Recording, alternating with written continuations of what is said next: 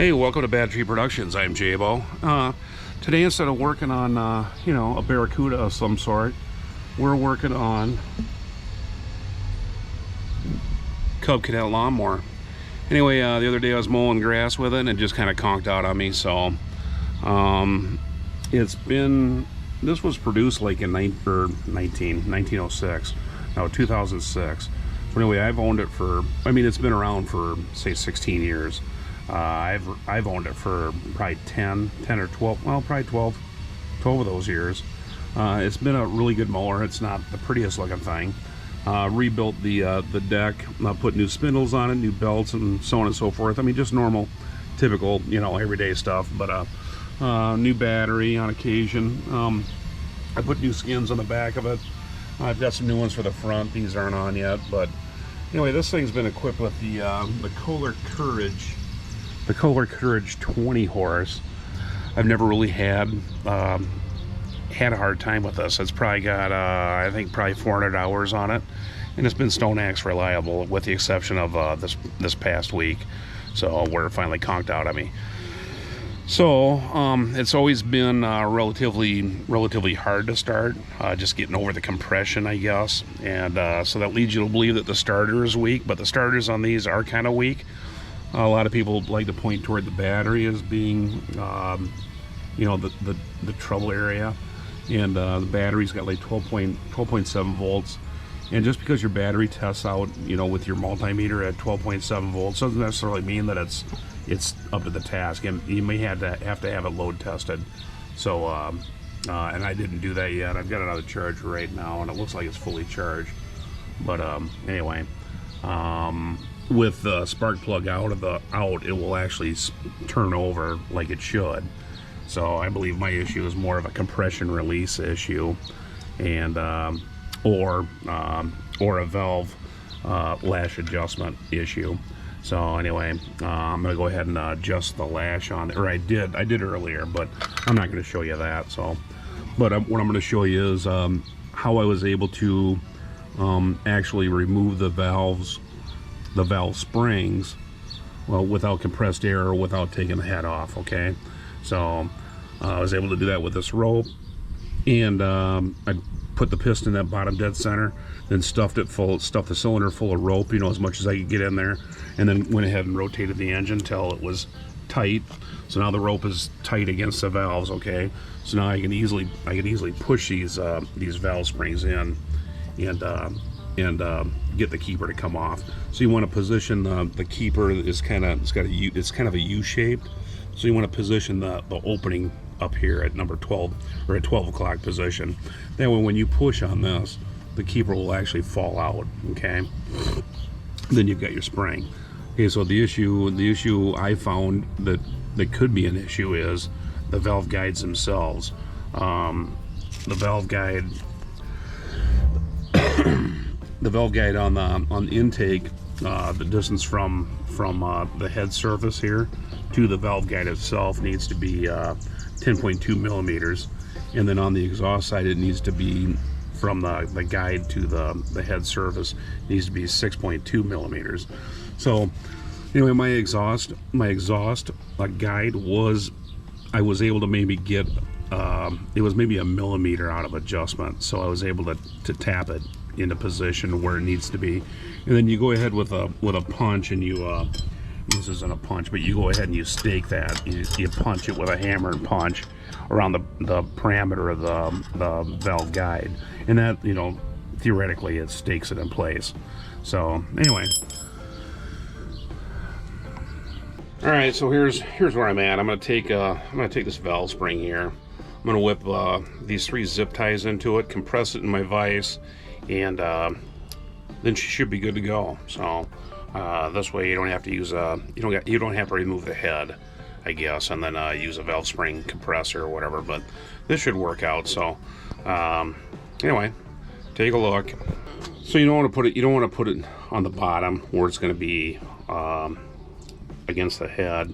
You don't want to put it on the top either, where the valve keeper, the valve retainer is going to be either. So you want to put it right in the middle of the spring, and you should be able to compress it enough that you can get the valve keeper in place without too much difficulty. So, without too much difficulty. Oh, there. I'm just getting it.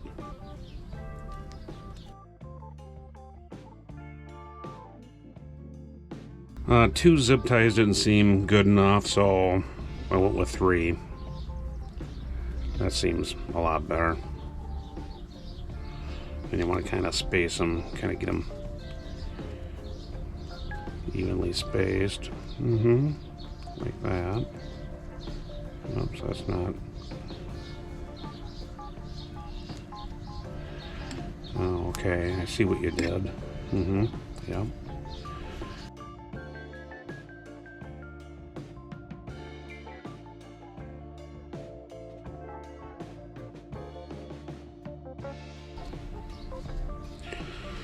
Probably ought to wear safety glasses when you're doing this. Okay, so yeah, I'm gonna throw in the vise here. Anyway, spread these out so they're kind of even. Yeah, I don't want to try to move on you a bit, but there we go. All right, so.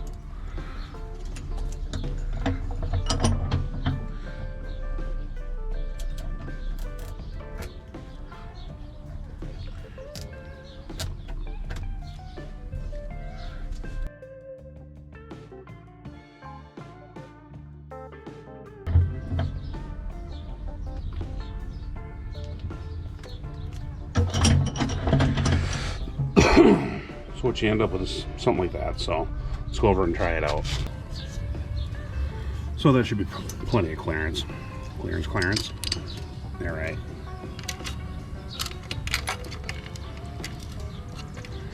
A little keeper. There you go, just like that.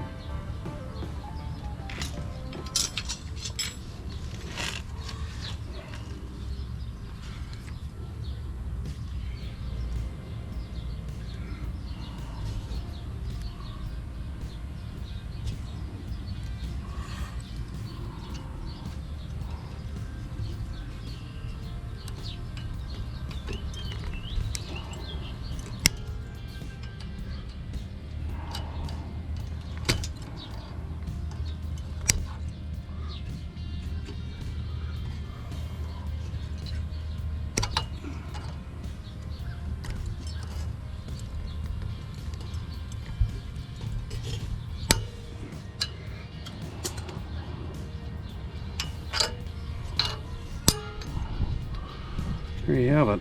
So these things they're wimpy enough. I mean, they're almost stronger than I am, but you can actually depress those. And if you have the U point or the opening pointed straight up, then you can depress these, and the keeper will actually fall out under the muffler. All right. So you can do it without a valve spring compressor, I guess what I'm saying. So in order to do it without a valve spring compressor, and if you don't have an air compressor either, so you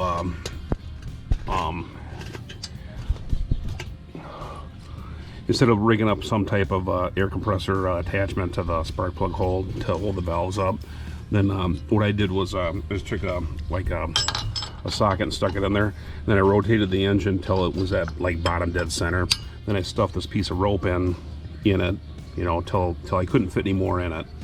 And then it went ahead and started rotating the engine up. Okay, so now the valves are they're fully seated with the rope, okay, being compressed against the valves.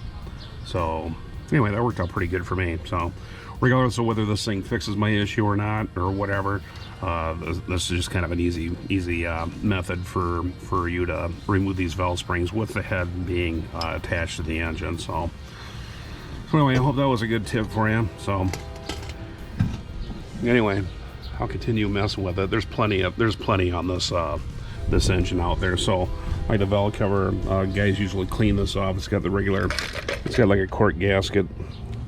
Anyway, that usually gets replaced with some like black RTV. The valve lash is is 5 thousandths for intake and then 7 thousandths for exhaust or whatever. And that's kind of up for debate. A lot of guys just say go 4 thousandths with both of them. But I'm gonna try 5 thousandths on the intake and 7 thousandths on the exhaust. So what my issue was at or well, I'm not sure if it was the issue or not, but my my exhaust valve guide was maybe just slightly out of adjustment. So I think I moved it maybe like a millimeter, and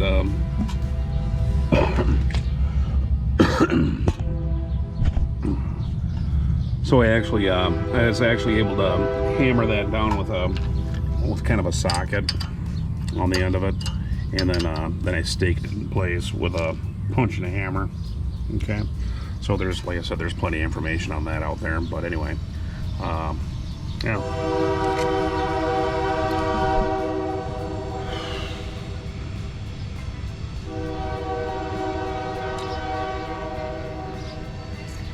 Anyway, that's where I'm at. Without using, compressed air, like I said, you might need a certain attachment or whatever for your. And I've got compressed air right there, but you know what? Then you hear that annoying hiss all damn day while you're working on this thing. So, anyway, hope the tips are good. And like, share, subscribe, and leave some comments. Tell us what you think. I know it wasn't our typical fare, but well, whatever. Anyway, sometimes you gotta work on your junk. Anyway, that's what we did today. So, thanks for watching.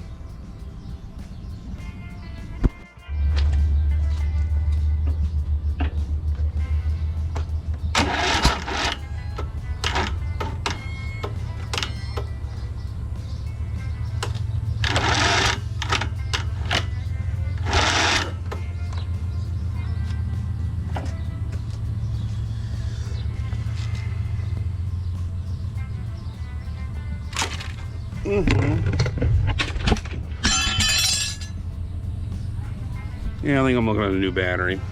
Anyway, I think.